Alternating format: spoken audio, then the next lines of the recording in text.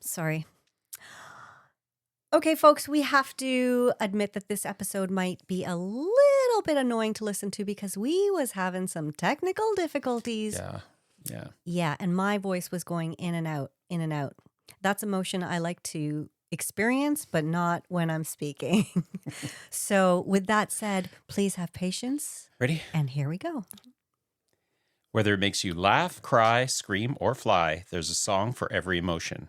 We're Mike and Priya, and we talk about the songs that make up the soundtrack to your life, because life is in the lyrics.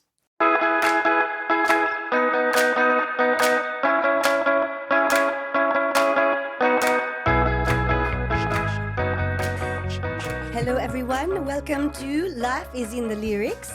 I'm Priya, here with Mike, my fabulous partner in this podcast. And we are coming at you from the 6th, also known as Toronto. Wow. What are you doing? I don't understand. What is the question? What's with the accent? Oh, yes. If you notice, I don't know if the little listeners are noticing, my voice is perhaps a bit different today because we are talking about falling out of love, and I think it's going to be very sad. So at times I might pull out the accent so I do not cry. And I make myself laugh. Okay? Okay. Okay. I didn't know that this... Should I have an accent? Should I be? You were doing an accent before we started, and I don't know what it was, but I was very much enjoying it, huh? Can you do it a little bit for us? What was I doing? I don't know. Something very silly. Are you really going to keep this up the whole episode? Not the whole episode. Okay. Whew, thank God. Because I'm not too sure I'm ready for that. Now you are reminding me of my goddaughter, Maya, who when she was about 6 years old, we were playing with her dolls. She took her favorite and then she gave me another doll that I could play with. And I said, Maya, is it okay if I put on an accent? And she looks at me and she goes, what do you mean?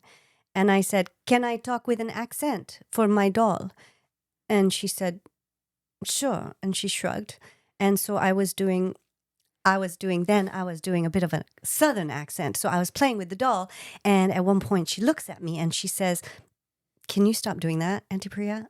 And I said, stop doing what? She said, stop doing that with your voice. So it's annoying? It was annoying. Yeah. Okay. So we're going to just wrap that up now. Shall we? I can't guarantee it's not going to come back if I get emotional. Okay. Well, how about you tell us about your week then? Because it sounds like perhaps... has something happened that is... No. It's going to be this topic. Oh, it's the okay. Topic. And some of the songs that I was listening to and practicing the lyrics. And why does my mic sound like it's going in and out? I don't know. Lift it up a little bit. Yeah. Okay. Keep talking. But I mean, even as I'm talking right into it, like it's right in my mouth here. Yeah. Okay. We're going to see how it goes, but it feels like it's been going in and out. In and out. Jesus. Sorry, I have the brain of the mental capacity of a 14-year-old boy. A 14-year-old boy. Yeah. Mm-hmm. And the body. I know. You bring that up as well. Okay. Poor listeners. They've heard it all right. before. So how has your week been? You know what? It's been... How you doing? How you doing? I'm doing pretty well. I still have this niggling cough that won't go away. And as I was telling you before, it's kind of disgusting because it's like just one cough will come up. But the cough comes with we don't the need sound to. of... Let's not do that. But that's part of my... Oh, that's story. gross. We don't need to tell people So that. you don't want to hear about my spit bucket? No, Riva. I mean, Priya. Wow. Riva's my dog. Priya is not my Your dog. friend. Yeah, Priya my is also friend. a bitch. I never said that. It's okay if I say it. You can't say it. I still feel like my voice is going in and out, even though I'm not doing anything different. But whatever. You'll fix it in post. You'll fix it in post. Magic of post. Yeah. Yeah. What's wrong? Why are you laughing? A couple of episodes ago, it was the Grammys episode. We pre-recorded something that we said we were going to add to the end of the episode. Yeah, we didn't add it yet. No, we didn't add it. Oh. So, and then And by the we, I mean following, you. and then the following recording session, we recorded a few more versions of that. Right. Well, I received a few messages from some listeners because in one of those episodes, I had said, oh, do you want to do it? And you're like, no. And then you got upset. You're like, we're running out of time. You're using valuable time or something. Oh, I have no recollection of this at all. I think you need to get checked because it's quite possible. I remember the things I need to remember. And once I've said what I need to say, like it's out of my brain. it's done. Done Yeah. so.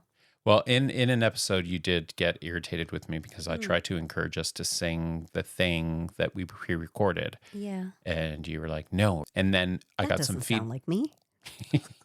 Yeah. Really? Okay. And then I got a few messages.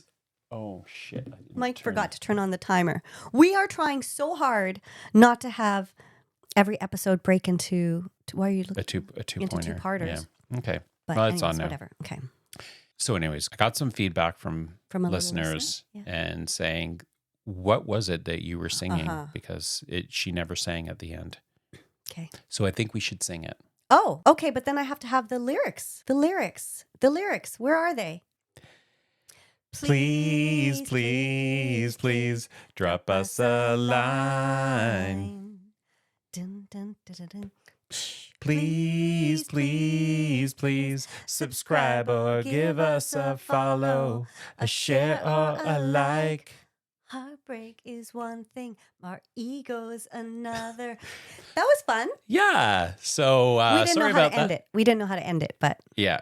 So sorry, listeners, that did not make the previous editing, but now you know. Right. And so now that you've heard it, please do something about it. Yeah. Subscribe, like, follow, all those fun things. Share. Slide into our DMs. Slide in there, guys. Do all that fun stuff. I just want somebody to slide in, please.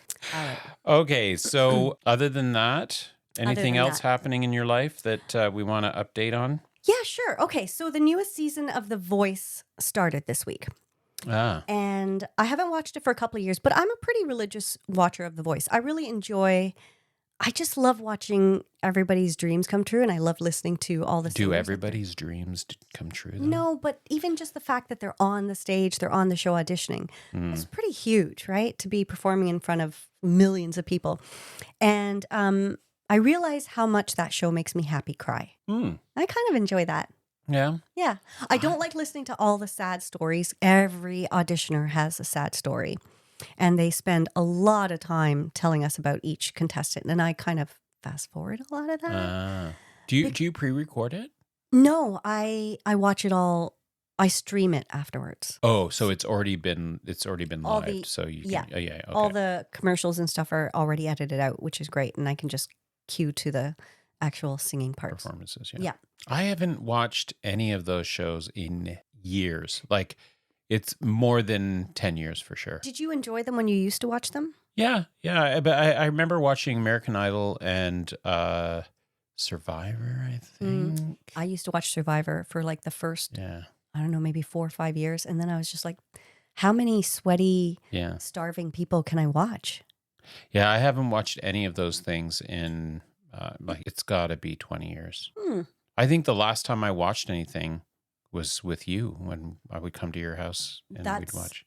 That was a long time ago.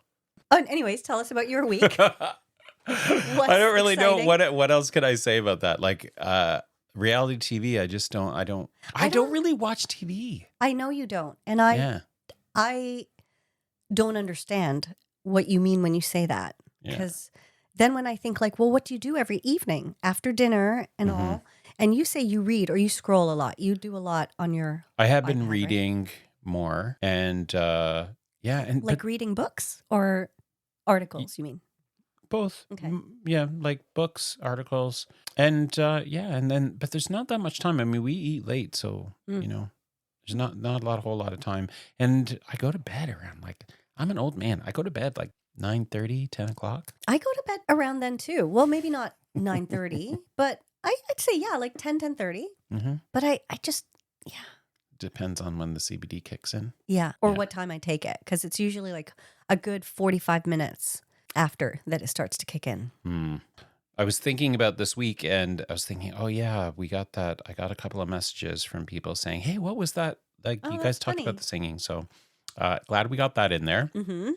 And then I was also thinking about content for this episode because this episode is about falling out of love. Yeah.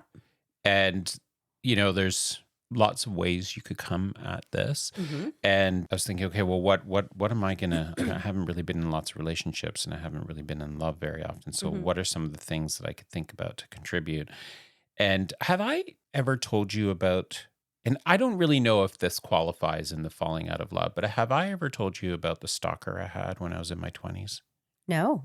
Yeah, I had a stalker, and where I worked, I used to work at the YMCA, Mm-hmm. and I taught fitness classes. I was a Mm-hmm. step aerobics Oh my instructor. God, I bet you were amazing at that. I had a following, and I had a very passionate following in with Mm-hmm. one person, and this person was stalking me for 6 months. They would call my house, no idea how they got my number. Call, and this was back when we had answering machines Right. with the tape recorder. And so I'd come home and there'd be all these hang-ups on my answering machine. And then I would get letters to my house Like and love cards. letters? Yeah, letters and cards. So what were they saying in these letters? Like, They would say things like, I looked really good today when I was at work, or things like that. Like, so I knew that this was somebody who knew me. oh, And but they didn't sign the letters? no. So I didn't know who creepy. this person was. And when it first started happening, I called the police and I did a report, and Mhm. nothing came of it. Mm-hmm. So about 6 months later, on Valentine's Day, I came home from work, Mm-hmm. and I came in, and I lived alone, and I Right. came into my apartment, and sitting on my counter in my kitchen was a stuffed animal and a box of chocolates and a Valentine's Day card inside my apartment. Okay, what the fuck? Yeah, totally freaked me out. And at that point, I had gotten so paranoid over the months because Right. these cards and letters kept happening and there was no follow up. And I was suspicious of everybody in my life. I was like, somebody is fucking with me. Mhm. And it was making me really crazy. Like, did you think it was a joke? No. I honestly, I just was so disturbed by the whole thing. And then the gift in my apartment Yeah, was the tip of the iceberg. totally. Turned out this person had talked my landlord into letting them into my apartment. Saying like she was your girlfriend or something? I don't and- even know. I can't remember now Wow. what it was. But I called the police, Mhm. and in less than 24 hours, they had figured out who it was. Really? And it turned out it was somebody that was going to my fitness classes. Mm. And, Was she your age? Was she younger? no, she was older. Like And she had 3 significantly older? kids. And she was very Wow. sorry about the whole thing and all the blah, blah, blah. And I had an option of pressing charges. Mhm. But then the police had said, if you press charges, then it could end up in the media and you'd have to go to court and testify and all those sorts of things. Right. And you just need to be aware that that is going to be part of the process or potentially part of the process or Mhm. experience. And so I didn't press charges or anything. And it stopped after that. I bring this up in part because it's like it happened on Valentine's Day. Mhm. And I was thinking about falling out of love. And I'm like, I don't know if maybe she had fallen out of love with her husband. And, you look for A replacement? a replacement, or you get infatuated or whatever. Somebody Yeah. fills that void. So, yeah, that happened to That's me. creepy. It was totally creepy. Yeah. It freaked me out. Totally freaked me out. Yeah, not a great experience. But Okay, we are off to a very happy start. that's an in this interesting episode. start. Yeah. So, Mhm. Yeah, that would freak me out too. And it's interesting that it happened like, I was going to say, usually when you hear these stories, it's a man kind of stalking a woman. It's interesting that it was the other way around. Not that that's unusual. I'm sure that happens all the time too. But what were you wearing when you were teaching these classes? well, before I get into that, I was thinking, I wonder how often that does happen, but it may You mean women? to where men? women stalk men, but it's not necessarily reflected in the stats because men don't report it. Right. I wonder about that with abuse too. Oh yeah. I'm sure Yeah. there's probably a lot of that. But I think there's probably a lot of abuse that doesn't get reported both ways. Generally speaking, yeah, Yeah. for sure. Anyways, Oy. this is Oy, a bit starting heavy, off to be heavy, a bit guys. too heavy. But hey, you were the one who wanted to do this one. And I do recall saying to you, are you sure we want to end our Yeah. love month on this one? But Yeah, because Valentine's Day is over. Losers. like, no, I'm kidding. do you know like a lot of people break up on Valentine's Day? What? Yeah, I've heard that this is actually like a lot of people do that the day after, what is it, New Year's or something, and also on Valentine's Day. Do you hear that my mic keeps going in and out? I don't know what's going on, but I'm not doing anything different. Yeah, I do. We're going to just ignore that. Just ignore it like this, the way my hand is doing. Like, David. Ew, David. Okay, let's just get on with it. Okay, then listeners, let's just get on with it. Because we have come to the end of the road of our love month. Yeah, I wonder, I would love to know how people, if they've been listening all month, I'd love to hear what they think about our little journey that we took them on. Yeah, well, we've talked about first loves. We talked about falling in love. Those were beautiful episodes. Then we talked about those nasty lion cheetahs. And now we've come full circle. Yeah. Well, let us know, listeners. Tell us what you think about our first love month journey that we took you on. Yeah. Yeah. So now it's time to talk about the pain, the sorrow, the heartbreak, falling out of love, because sometimes love hurts. Oh, yeah. Remember that song? Yeah. Love scars. That's a good song. Who sang that? I was going to say that if anybody can name the tune that those lyrics are from, gold star to you. Love wounds and marks. It's from the 80s. Yeah. I'm trying to think. I want to say Joan Jett, but I don't think it's Joan Jett. Nope, it's a group. Joan Jett and the Blackhearts? Still no on the Joan Jett. But let's leave it to our listeners. Okay, listeners, let us know. Who do you think that was? Sing it again. Google it. Love hurts. Love scars. Love wounds and marks. I don't think I got the melody right on that last one. Anyways. Yeah. Okay. So, Mike, what have you got in the falling out of love song list? Where are we starting our playlist here? Yeah, there are so many songs. I mean, heartbreak and broken relationships is, prime content for songwriters. It's, there's that whole Adele, every time she had a broken relationship, she came out with this amazing album, right? And I think that's the case. Well, and obviously Taylor Swift is another one that writes a lot about her. Yes, we're going to get to Taylor. But did you know that Adele, all her albums are based on the year, how old she was when she released them? You knew that, right? Yeah. Okay, because you're looking at me like I'm an idiot. Well, okay. I'm just wondering, did you find that when you were researching for this? I knew or is that. This something that you knew? Because you just said that she released, every time she had the end of a relationship, she released an album. But I'm like, but actually it was based on the year. So I don't know if both those things are true, but I definitely know mine is true. So I never talked to her about that personally. Why don't you call her up? Bitch hasn't answered me. I'm kidding, Adele. You're not a bitch. She hasn't slid into your DMs? No. Slided? Slided it? No, she hasn't. I have a long list of songs that come to mind. Some have different roles than others. Okay. And there's a lot of current songs. Like I didn't go back into the deep, dark archives. Okay. I did find that, like you say, there are a lot of songs about falling out of love or just the end of love. Mm-hmm. And I actually think that there are way more. Like I could probably keep naming songs. Like I feel like we could go back and forth naming songs one after another, more so than songs about falling in love. Yeah, probably because like there are a lot of love songs about being in love, but like why is that though? Why do you think? Why do you think that? Why do you think there'd be more falling out of love than in love? Well, if I'm not being a songwriter, I can't really answer, but I would imagine that is so much more like it's so all encompassing, but then falling in love is too. I think when you're in love, when you're happy, you're just thinking about being happy. But when you're falling out of love, all you can think about is the sadness, and there's nothing to distract you from that. I don't know.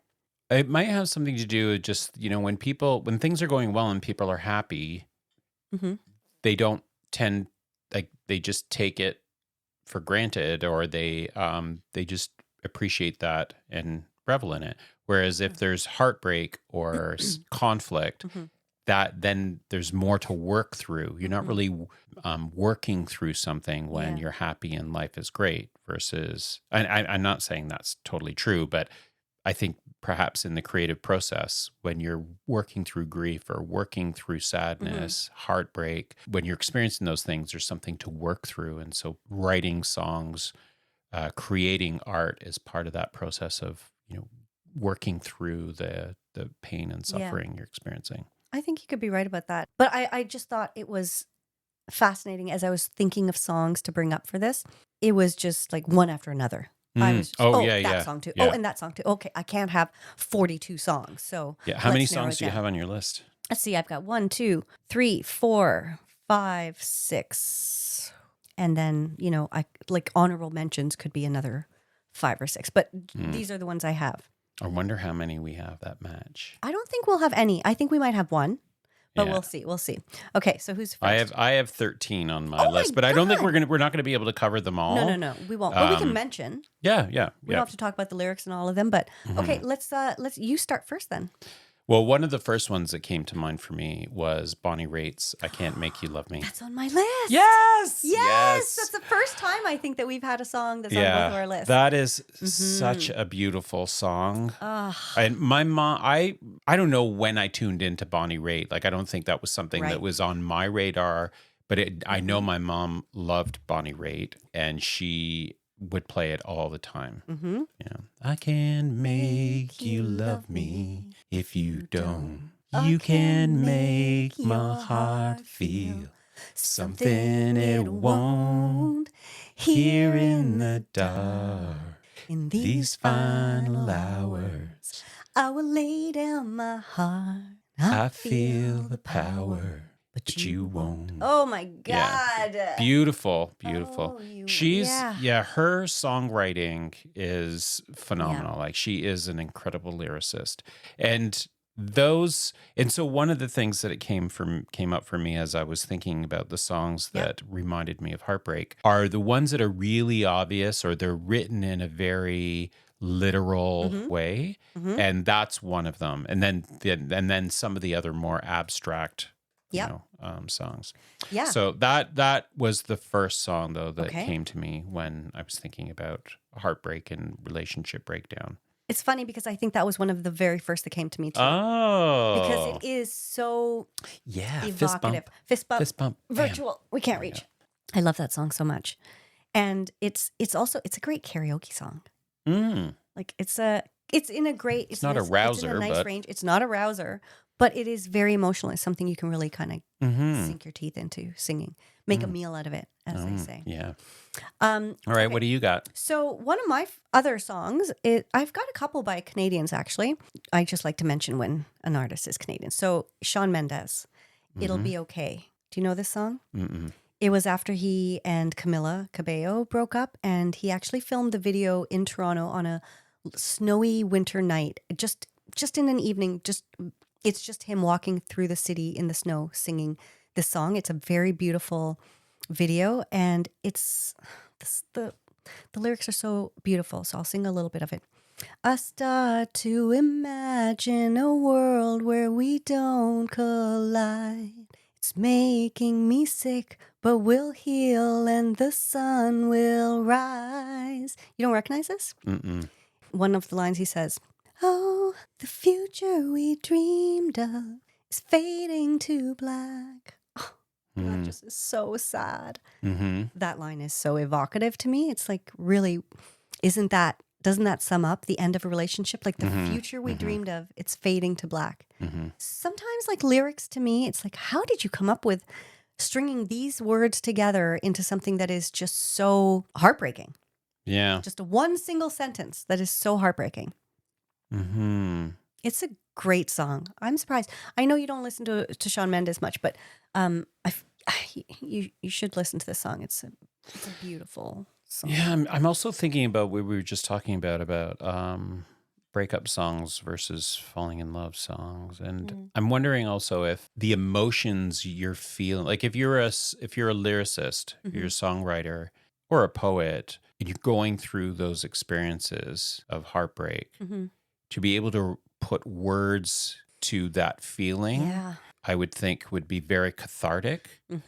So, you asking the question just now, like, it's amazing how they can, put these words and make it so evocative of the feeling. Right. That could be why, love songs or breakup songs are so prolific.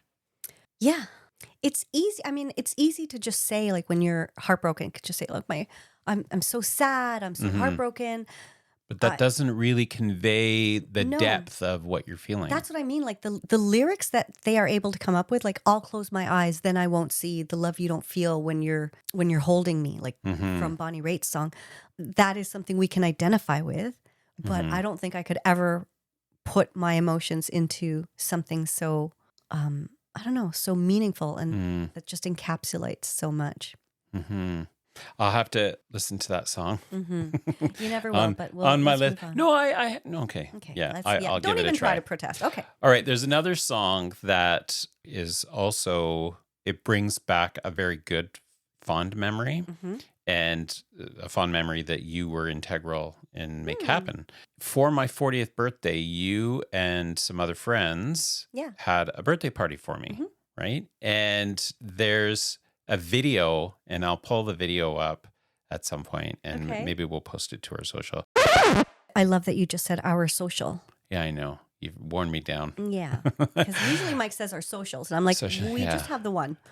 So, yeah, there's this video of me. Do you remember Beyonce's Irreplaceable? Do you remember? Why I'm asking if you remember? You don't remember anything. But it was during the party, this song came on, and I was singing and dancing, and a friend of mine was dancing with me. Okay. And my mom had recorded it on a camera, and so I have a very poor quality video. But I'll have to pull that up. But you know that song, Beyonce's? Of course I know the song. Irreplaceable. Go on, get your head. No, what is it? I clearly don't remember the lyrics of it. Get gone. It seems she's home. Oops, I bet you thought that I didn't know. What did you think I was putting you out for? Because you was untrue, walking around in the car. Or so what was that? That feels like a cheating song. Yeah, it is a cheating song.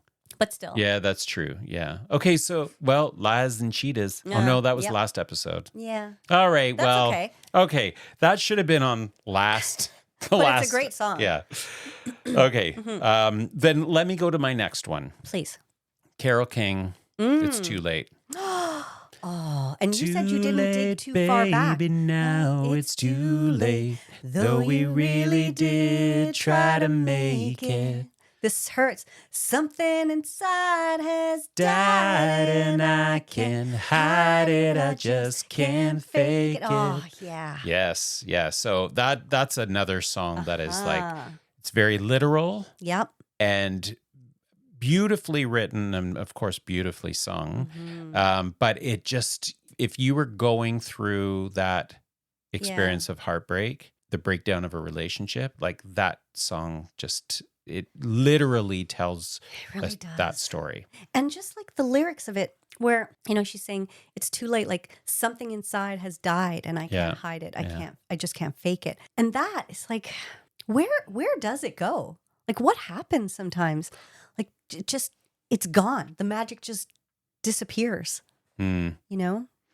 Yeah, I think that there's also, and this is very heavily influenced on my personal experience. Again, going back to what I was saying at the beginning about like me thinking, what am I going to say about, end of relationships and falling out of love? I haven't really been in love that much, but I have, I've witnessed it, my parents, my dad and my mom, and then my dad and my stepmom. And there's a part of me that believes that if the circumstances were different and they had persisted and tried to make it work, that they would have found their way through this difficult period, And I don't know, I'm not saying that I know that would have happened. But you wonder. But I wonder.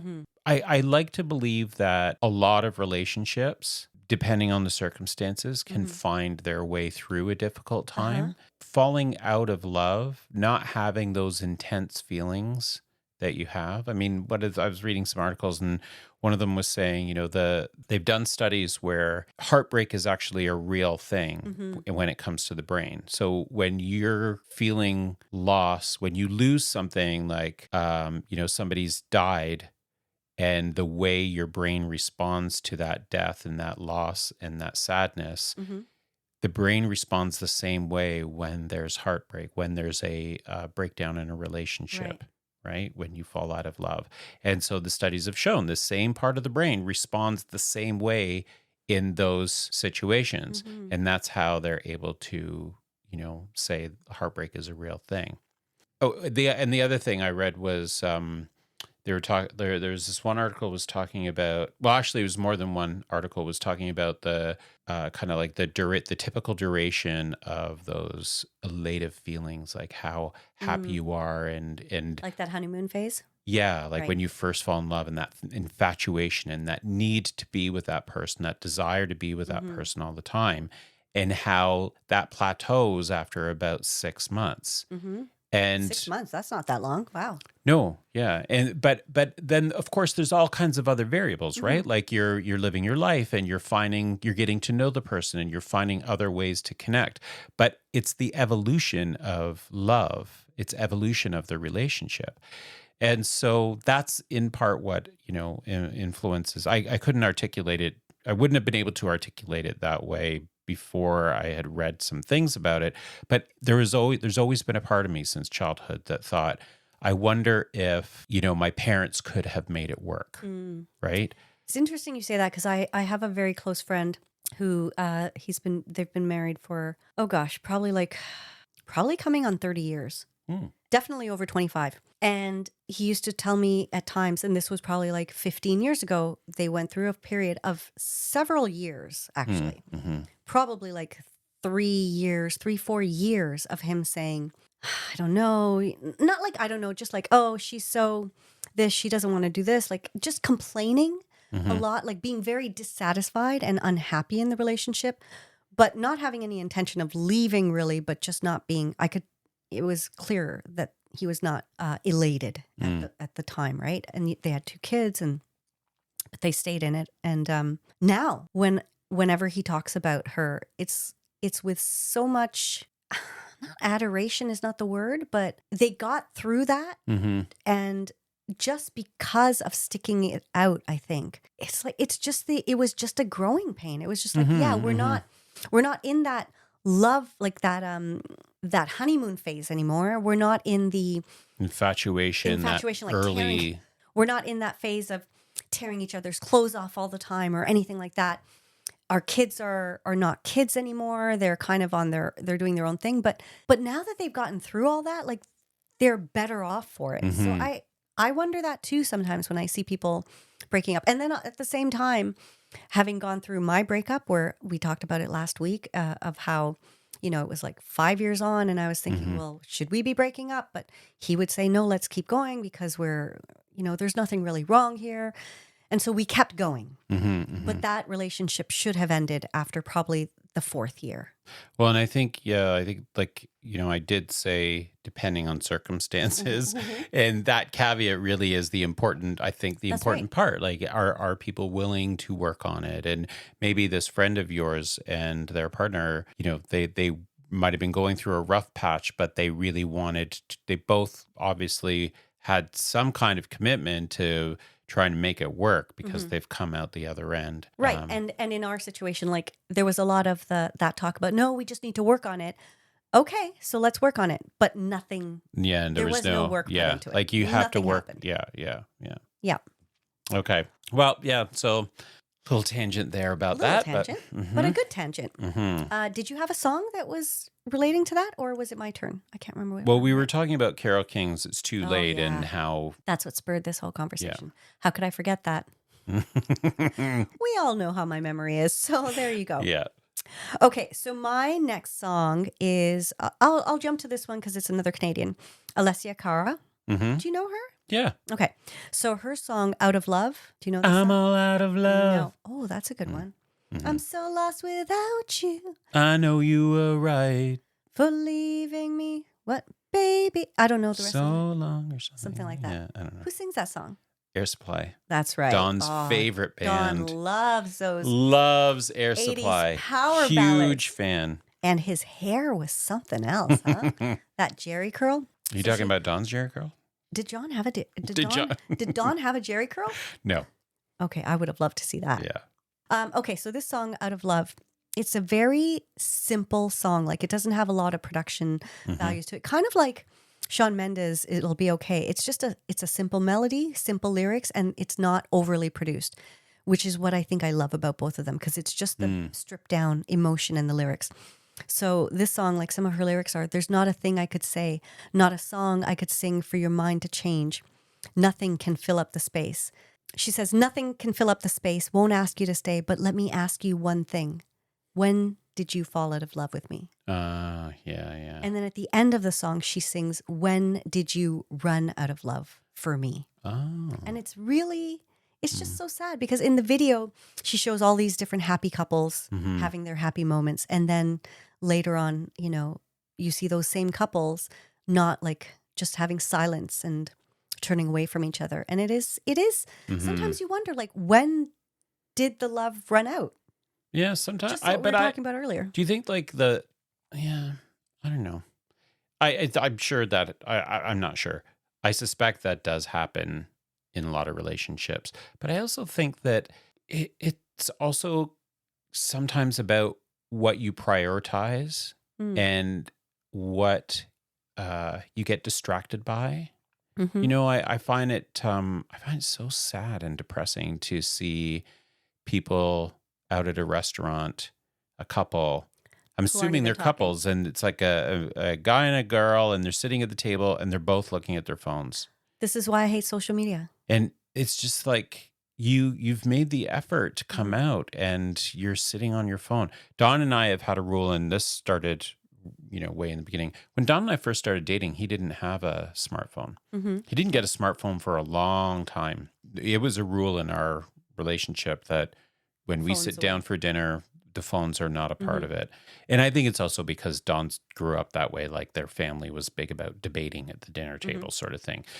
So having conversation was, it was important. So that's always been a part of we never sit in a restaurant. And if we are looking or checking on something, both of us won't pick our phones up at the same time and look at something at the same time. Okay. Like, it's just something we don't do. I like that. And I have to say, I'm glad that most of my friends are like that too. We're not constantly checking our phones when we're out at dinner or something. But I do remember having lunch with a friend, and she's a friend who lives very far, so I don't get to see her often. And she was on her phone so much that eventually I just had to say, like, do you want to just do you want to just have a pause for a bit so you can answer some texts? Yeah. Because I didn't even know how to carry on a conversation, because it wasn't really a conversation, No, I think it's definitely there's also a generational thing too. Like, because I know same age as me though. Oh, yeah. Well, there are, I don't know what she does. Maybe it's work, or I don't know. But I have noticed that in our friend group, if we have people that are like in their 30s, they just pull their phone out and they're looking at their phone, and you're in the middle of a conversation, and it's like, you need to take a call, or I know. But it What is seems like so they're urgent? just checking. They're just checking their phone to see, whatever. They're just scrolling. This is, again, like, I don't want this to become a social media rant, but this is why I hate it, because they're just scrolling. There's nothing that they're looking at. Save it for another. We should do an episode. Are there any songs about social media? Can we do an episode on that? Yeah. We should. Okay, well, let's get through. We have a whole bunch of other songs, I'm sure. Yeah. And we've got maybe I feel like, a few minutes left. This is probably going to be the end of part 1. We're going to do a 2-parter. I think it's going to have to be. All right, listeners, thanks for listening to the first part of episode 19? Episode 19. Tune in. Don't go anywhere. We'll be right back. Now click on over to part 2 of our episode and find out what else is on our list and how long it takes before you know who gets mentioned.